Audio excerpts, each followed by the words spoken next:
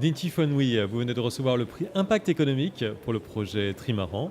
Vous êtes ingénieur Supélec et vous êtes docteur en électronique et télécommunications.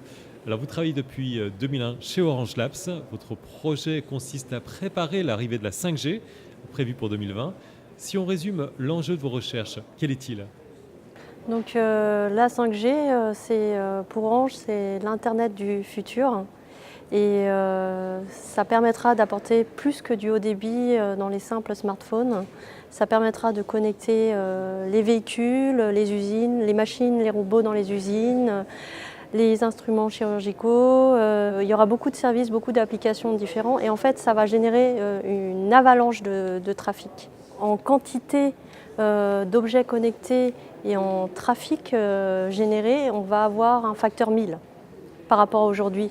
Et donc on imagine tout de suite que si on ne fait rien de spécial, on va avoir une dépense d'énergie associée à ce trafic qui va être totalement colossale. Or, les opérateurs, là au niveau mondial, ont déclaré en 2015, l'année dernière, nous écoulerons 1000 fois plus de trafic avec 2 fois moins d'énergie consommée dans le réseau. C'est un défi colossal. Et du coup, le projet Trimaran que j'ai dirigé de 2011 à 2014, son but c'était de faire une 5G verte et de travailler sur une technique candidate pour réduire la consommation d'énergie des réseaux. C'est la focalisation. Donc juste pour vous donner une idée du concept, aujourd'hui quand on téléphone, les antennes relais émettent dans toutes les directions. Donc ça permet de capter le signal et d'être couvert, en gros, quelle que soit notre position. Et du coup, il y a beaucoup d'énergie qui est un peu dépensée inutilement, alors qu'avec la focalisation, on apporte l'énergie que là où c'est nécessaire. Et d'autant plus que cette énergie sera focalisée sur des objets en mouvement. Oui, et donc là, il y a un défi, parce que la focalisation, c'était connu depuis assez longtemps. Par contre, personne n'envisageait de l'utiliser pour des véhicules qui se déplacent vite comme des voitures ou des TGV.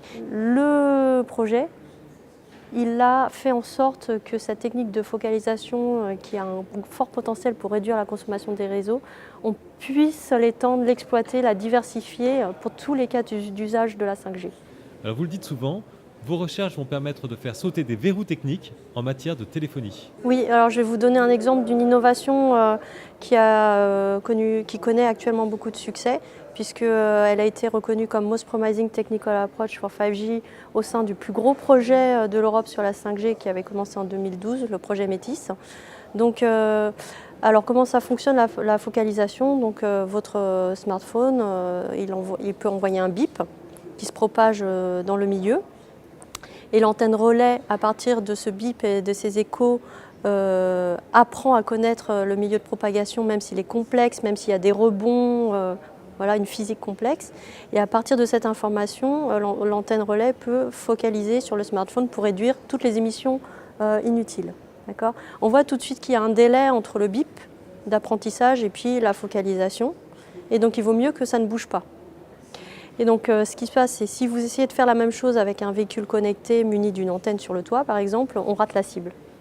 Donc ce qu'on a proposé, c'est de mettre une antenne en amont qui va envoyer le bip et une antenne sur la voiture ou le TGV et une antenne derrière qui va récupérer l'information.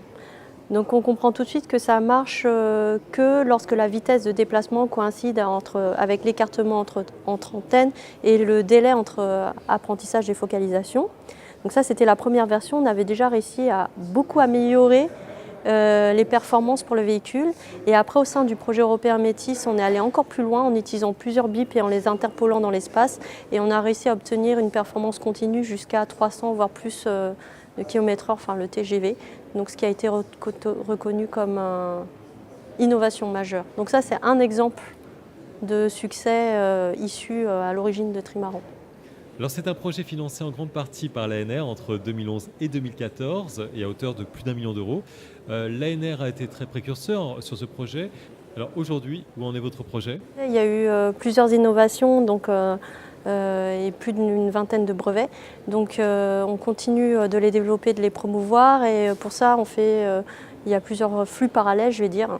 Il y a une innovation surtout pour les petits objets connectés que nous continuons de développer via un nouveau projet ANR qui a commencé en janvier avec comme nouveau partenaire Centrale Supélec, parce que c'est le plus gros contributeur mondial sur la technologie disruptive que nous étudions dans ce projet, qui est la modulation spatiale. Et aussi d'autres flux, donc là carrément directement au niveau européen. Donc dans les projets financés par l'Europe du programme, on appelle ça Horizon 2020, et sur la 5G, donc du partenariat public-privé 5G.